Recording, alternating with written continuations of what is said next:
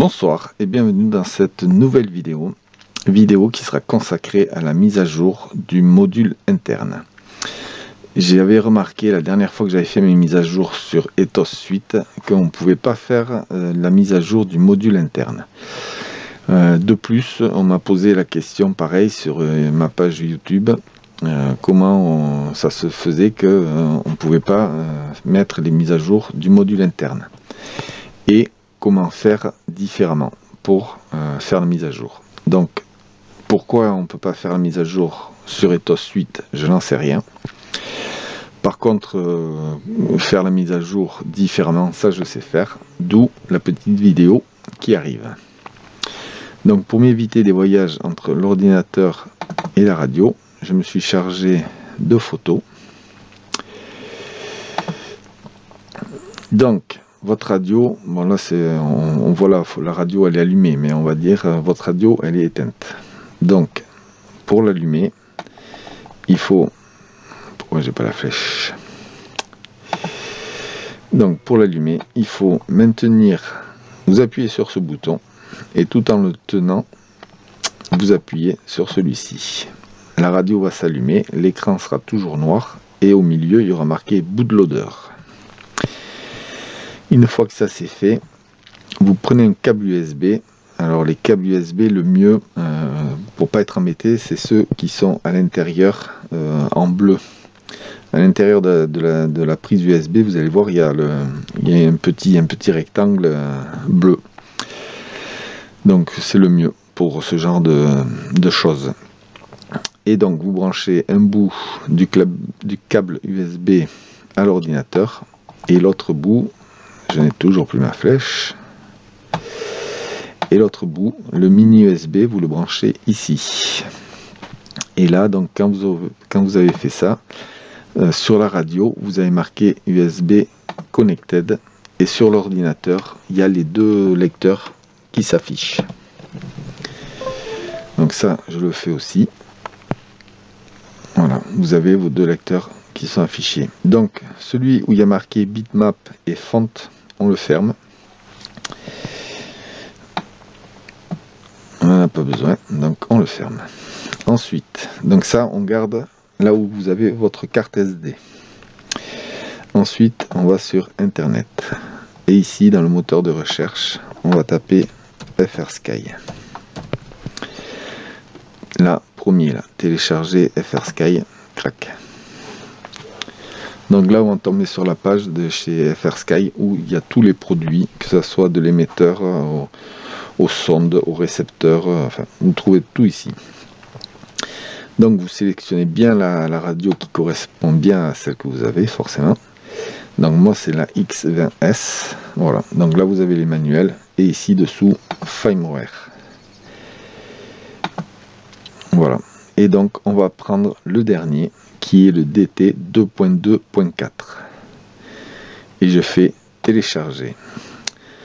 Alors même si, admettons, vous êtes au 2.2.0 ou même encore plus bas, c'est pas bien grave, hein, vous prenez vraiment le dernier, vous téléchargez pas tous toutes les versions les unes après les autres. Hein.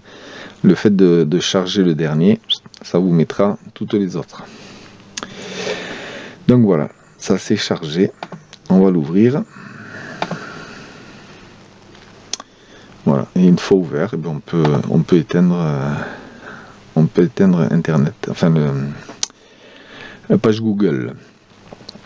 Et donc ici, on revient sur la carte SD de notre radio, on clique sur firmware, ici émetteur, voilà. Et là, tout simplement, on va venir prendre la mise à jour d'ici et on va venir le coller ici sur la carte. Et voilà, c'est fini.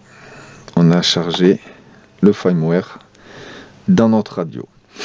Donc ça, maintenant, on peut l'éteindre. Voilà.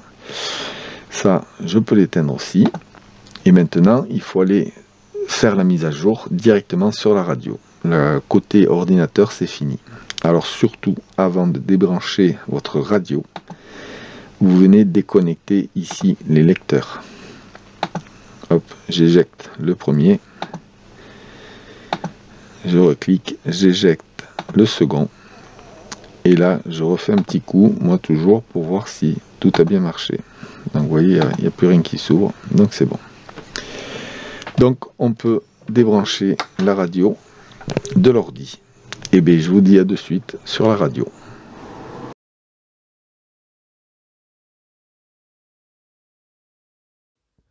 De nouveau sur la radio.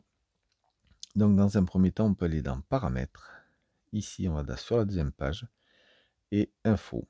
Et là, vous avez donc tous vos versions de firmware de la radio du module interne. Donc ici, c'est 2.2.2. Et si vous branchez un récepteur, et bien ici, vous aurez le récepteur et la version du firmware. Donc voilà, vous avez toutes les informations ici.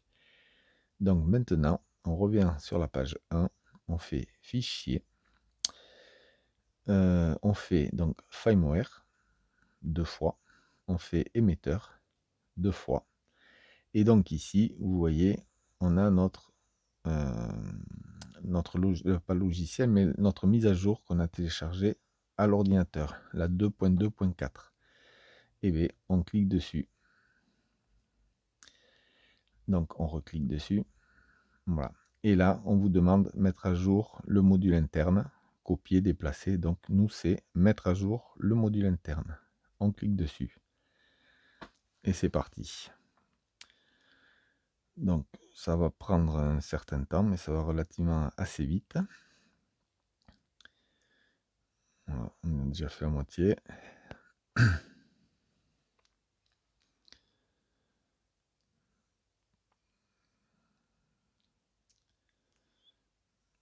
Voilà, 100%. Donc là, il m'a marqué succès. Donc, la mise à jour est faite. Maintenant, si on revient dans Info, vous vous rappelez, on avait la 2.2.2. Donc maintenant, module interne 2.2.4. Voilà. C'est pas plus compliqué que ça.